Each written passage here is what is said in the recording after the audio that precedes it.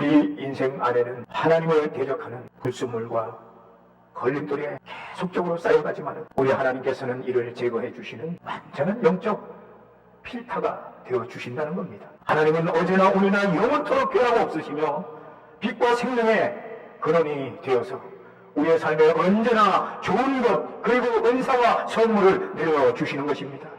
그러므로 예수 그리스도를 우리가 굳게 붙잡을 때에 우리 안에 있는 죄와 두려움의 그림자가 사라지고 참된 평화와 자유를 누릴 수가 있는 것입니다. 사랑하는 성도 여러분, 역사와 성경은 공통된 진리를 보여줍니다. 한 나라의 지도자가 어떤 마음과 어떤 태도를 가지느냐, 여기에 따라서 백성들의 전체 삶을 좌우한다는 사실입니다. 지도자가 하나님을 경외하고 바른 길을 걸으면 나라가 평안해지고 백성들이 복을 누리지만은 지도자가 하나님을 떠나고 탐욕과 불순종에 빠질 때 그 결과는 반드시 백성들에게 돌아온다는 겁니다. 오늘 본문에 두 지도자가 있습니다. 북쪽 이스라엘의 아합 왕과 남쪽 유다 마지막 왕인 시드기야 왕, 바로 이 두 왕이 대표적인 인물인 것입니다. 한 사람의 타락이 어떻게 나라의 경제를 무너뜨리고 공동체 전체를 고통 속으로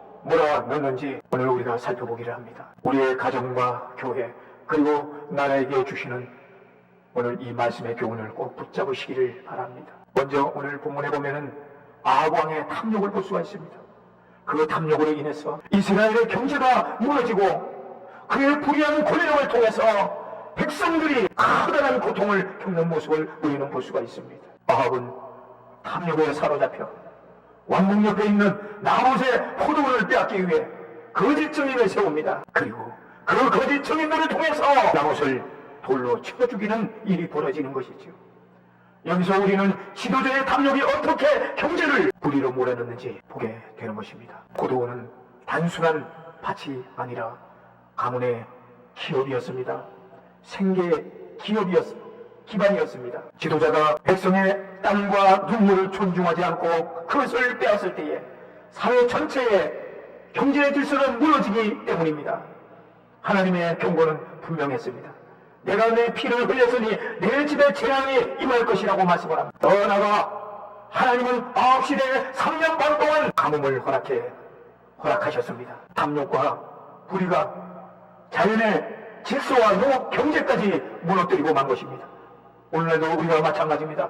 지도자의 부정과 부패는 단순한 정치 문제가 아니라 국민들의 생활을 직접 무너뜨리는 경제적 비극이 된다는 겁니다. 두 번째로 남쪽 유다 마지막 왕인 시드기야의 불순종을 우리가 볼 수가 있습니다. 그의 불순종으로 인해서 국가의 근간을 허무는 어리석음을 범했다는 것을 우리는 열왕기하 25장 1절에서 12절을 통해서 볼 수가 있습니다. 남유다의 마지막 왕 시드기야는 예레미야 선지자의 경고를 듣지 않았습니다. 바벨론에게 항복하라는 그 하나님의 말씀을 끝까지 거부를 했습니다. 그는 하나님의 뜻보다도 정치적인 순수 그리고 외교적인 계산에 집착했습니다.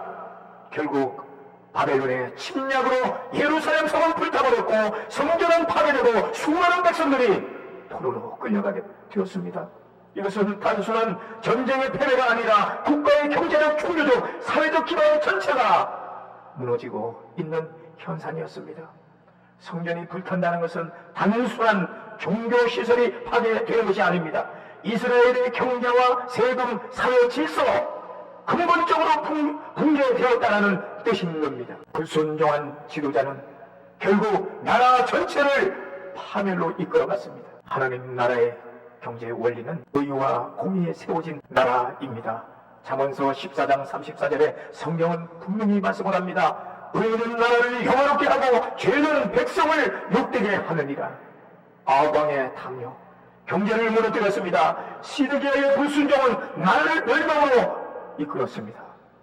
반대로 다윗왕과 같은 하나님을 경외한 지도자가 있을 때에는 나라가 강성해졌습니다. 경제가 번영을 이루었습니다.